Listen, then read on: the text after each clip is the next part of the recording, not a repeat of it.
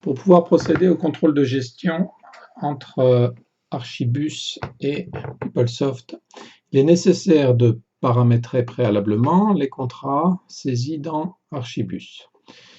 Pour ce faire, on a soit l'assistant de création de contrat qui permet de modifier un contrat existant,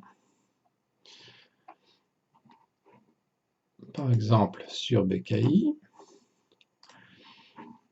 et qui nous permettra de modifier deux données, enfin de saisir deux données. La première donnée est au niveau du contrat lui-même. C'est le numéro de contrat qui doit être à l'identique de ce qui a été saisi dans PeopleSoft. Ce numéro de contrat est absolument différent du code contrat de location qui est l'identifiant d'Archibus. C'est vraiment le champ qui correspond à ce qu'il y a dans PeopleSoft. La deuxième chose, c'est de mettre au niveau de chacune des lignes de coût du contrat le numéro d'item auquel il correspond dans PeopleSoft. Ce numéro d'item doit être saisi a priori sur les lignes de coûts récurrents, mais également sur les lignes de coûts programmées si vous faites des lignes de coûts programmées.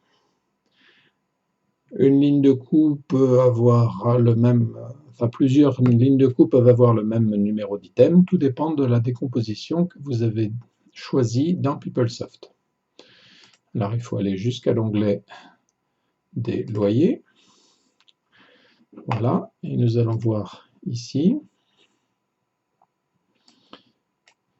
que un champ a été rajouté sur cet écran qui permet de définir le numéro d'item PeopleSoft pour ce coût. Sur l'autre, nous avons un autre numéro. Nous pourrions avoir le même. Nous pourrions ne pas avoir de numéro du tout si d'aventure nous ne voulions pas faire le suivi dans PeopleSoft. Il est important de bien établir ce paramétrage, sans quoi le recollement des données ne se fera pas correctement.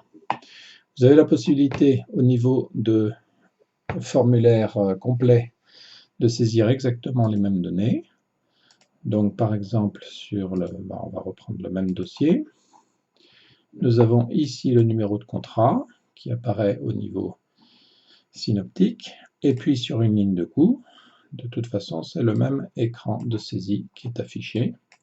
Donc vous avez également le numéro d'item.